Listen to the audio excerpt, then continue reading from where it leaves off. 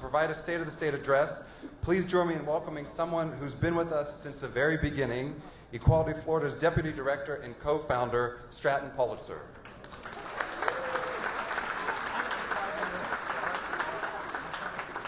Thank you. Wow, I didn't know I was going to be following Reverend Beckner up here. First I want to say I haven't been to the Tampa Gala in 2 years, and when I was here 2 years ago, I was so overwhelmed with what a huge event you had built. And to see how much bigger it has gotten in just those 2 years, you should be so proud of the community that you have here, and we are so grateful that the county and the area that Equality Florida was born in continues to be a leader in the state at making everything that we do possible. Thank you. That's for you guys.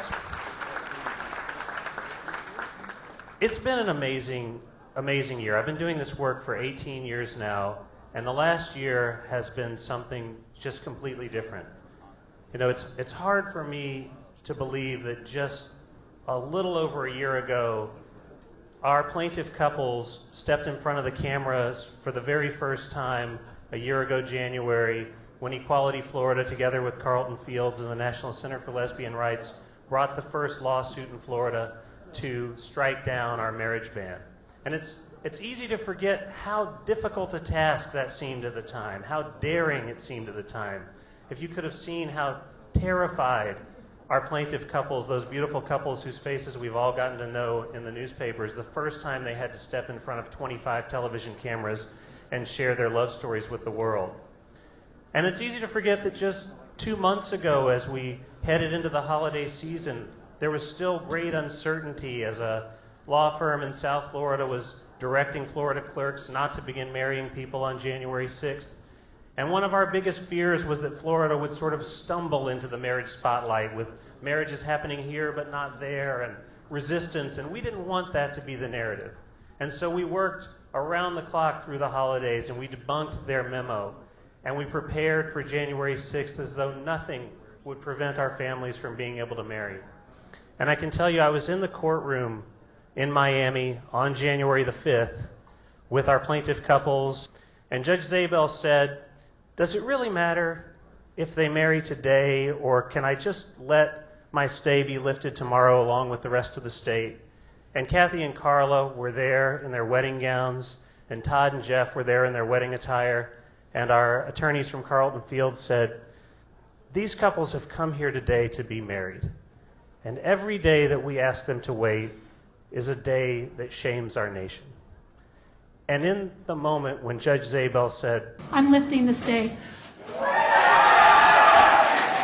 the whole room burst into tears because we just could not believe it.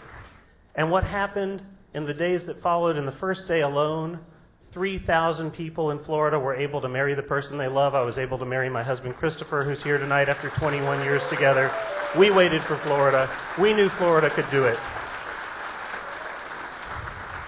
Every time we bring our families together and they see the love that we share, they recognize us more as a family than maybe they did just a little bit the day before. And every one of those beautiful Facebook posts that have hundreds and thousands of likes, millions of likes in the last month, every one of the times someone touches their keyboard to like one of those photos, they move our nation closer to justice and acceptance and support for our families. So what I want to leave you with is to say, we've got a taste for victory now, and we need to get used to that taste, right? This has been an amazing moment, but it is the beginning. And I will tell you that I am so grateful that we have the visionary leadership of our executive director, who was one of the first people in the country to realize that we could not wait for justice to one day trickle down, that Florida could not wait for another state to win marriage for us through the Supreme Court, hopefully, eventually, one day. She was one of the first voices in the country that said, no, every state has a right to litigate for their equality. And Florida put this ban in place, and Florida is going to take this ban down. And there is no one I trust more to be a part of the strategic leadership of where we take this movement next. Please join me in welcoming to the stage Executive Director Nadine Smith.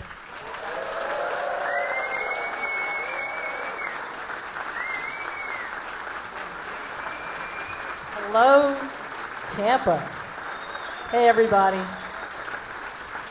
Wow. Well, it's amazing what 1 year since we all gathered has brought us. You know, when we began this work in the early days, and I see so many people who were there from day one in this room, it always feels like a homecoming. But we could not have even imagined that a day like the day we are in right now was even possible. And it's important to remember that, because when we began this work, it was about stopping bullying, stop beating us up, stop hurting us, stop targeting us for hate crimes. I mean, our standard was simply stop killing us. Stop making life so unbearable that our young people take their lives, which was a noble beginning. But in terms of being aspirational, anyone who tells you that when Equality Florida began, we thought we would be celebrating marriage in our state, I didn't meet that person that day. But we're here now, and the question becomes, in the wake of that celebration, what is our aspiration now? And the work is not over, because as much as marriage is transformational, and make no mistake, it ain't for everybody. But those thousands and thousands and thousands of couples that got married January 5th and 6th, and the days and weeks that have followed, it's not just that they got married, but that they triggered the conversations that many of us have ended up having with our family members, like deciding who to invite and who not to, or sending that invitation and wondering what's going to happen now.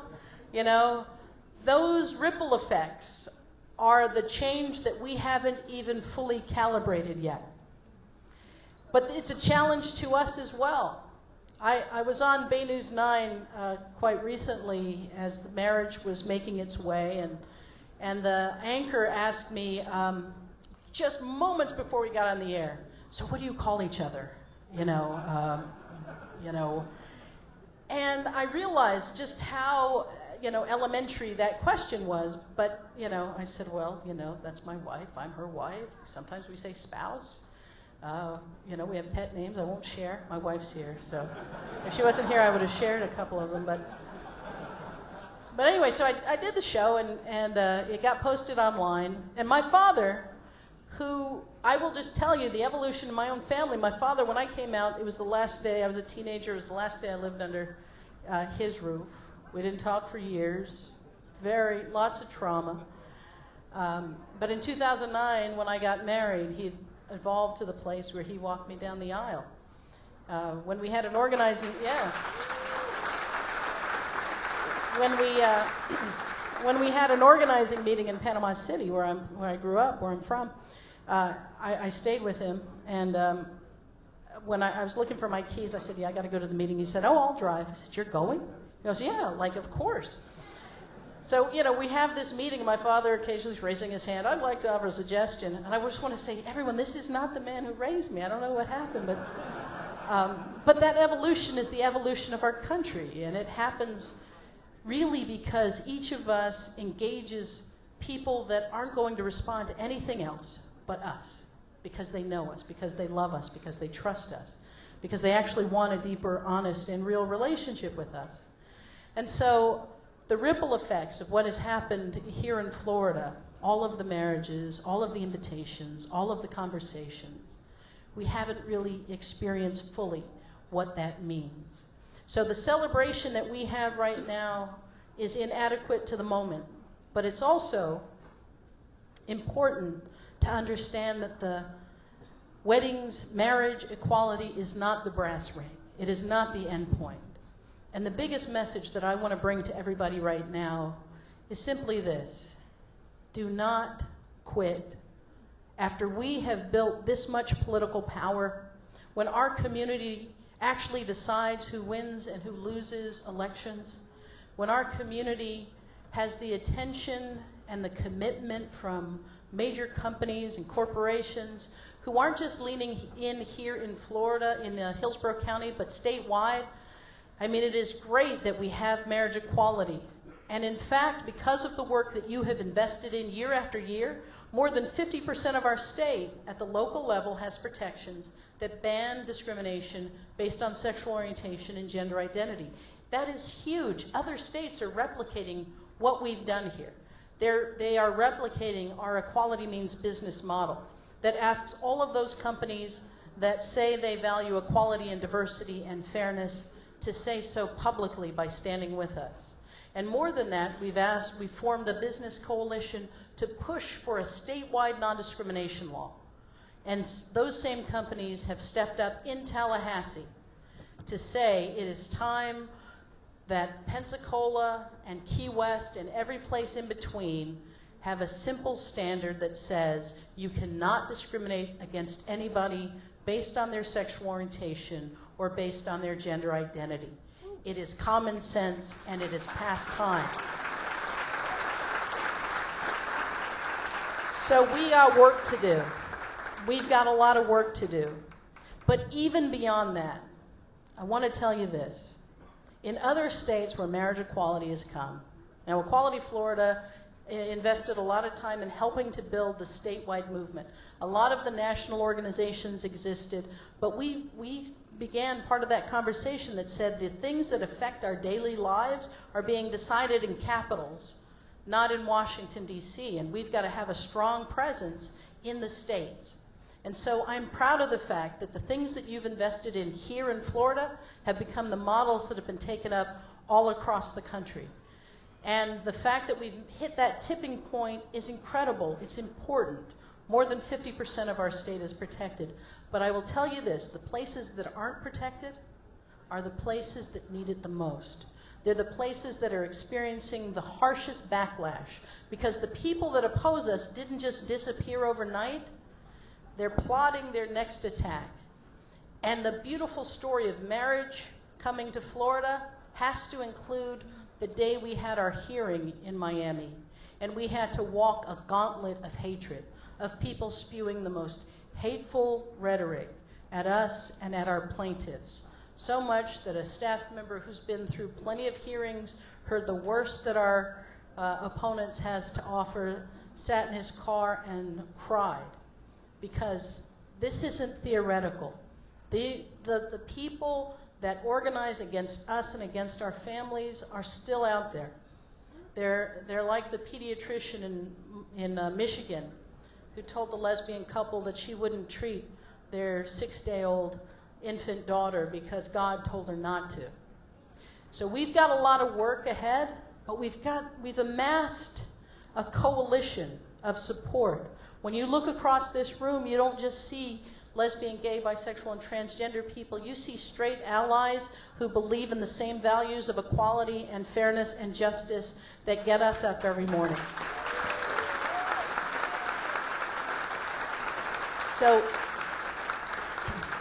So some of the states, some of our colleagues in other states where marriage equality has come, they've said, Nadine, get ready.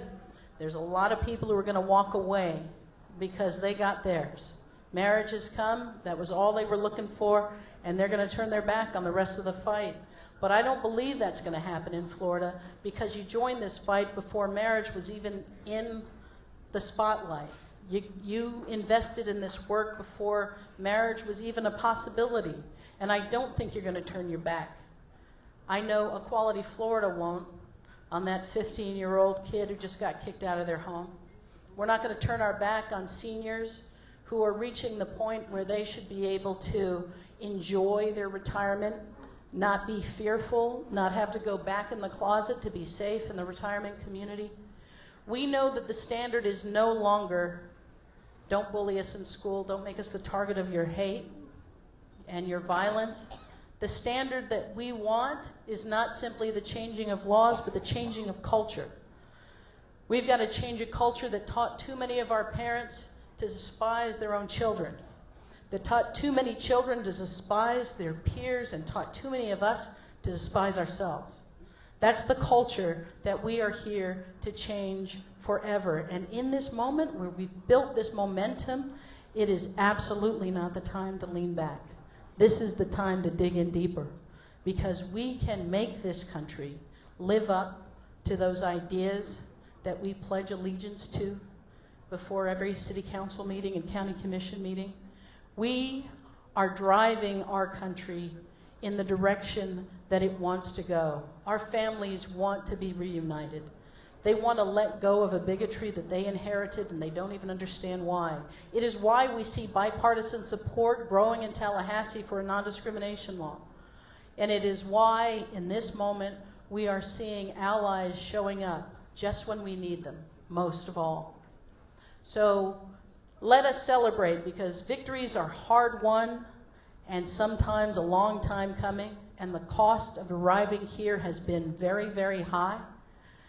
But don't lean back for even a moment, because there are people counting on us to continue the work and take this country forward to a place that in 1997 and even earlier we couldn't have envisioned, but today we can. And it's a day where my son, who will turn 4 in a couple of months, will have a hard time understanding why we had to do the work we had to do today. That the world will be so different, that the stories of this work will seem like ancient history to him. And I'm going to work as hard as I can to make sure that that happens.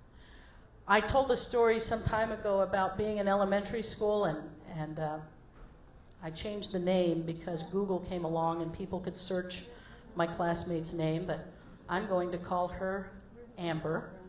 But we were in elementary school, and Amber and she was my first girlfriend, and we were going to get married. And she told our teacher, and our teacher kept us after class to explain in very ominous tones that little girls had to marry little boys, and boys had to marry girls, and that's the way that was. And we were devastated. And I remember at recess going up to what I now know my gaydar told me was the gayest little boy in our school. And I shall call him Michael. And I remember, because Amber was devastated, she was sobbing, and I was furious, and I went up to Michael and I said, listen, here's what's going to happen. You and I are going to get married. Because I thought if I didn't pick, they'd assign me one. I said, you and I are going to get married. You're going to change your last name to Smith, and then Amber is going to come live with us when her husband is killed in the war. So I was born to organize. But see, here's the other side of that story. The other side of that story is, it is my most vivid memory. It is my most vivid memory of being taught to be ashamed of who I was. And as I was growing up, there were no gay teachers in my school. There were no gay anybody, dentists. There were just nobody. There was nobody, except for the glimpses of gay people I caught on the 700 Club. All right?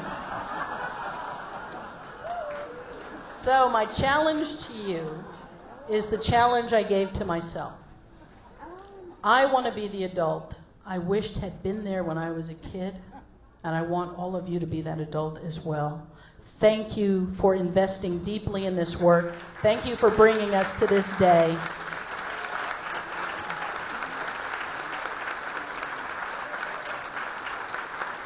And I have one last challenge for you. I have one last challenge before we all meet on the dance floor, and that is this. Show us that you're still here. Show us that you're still committed. Show us that the work beyond marriage is still your priority by making a contribution tonight. And across the room, if you look around, you'll see volunteers with their hands in the air, waving them like they very do much care. You also get, I think, a souvenir pen as you fill out your pledge card, making a commitment at whatever level is meaningful to you. It matters a great deal. We've got a lot of work ahead of us. Legislative session is coming up, and we will be working harder than ever to secure equality from one end of our state to the next. Thank you so much for being the place we were born, and thank you for the commitment you continue to show.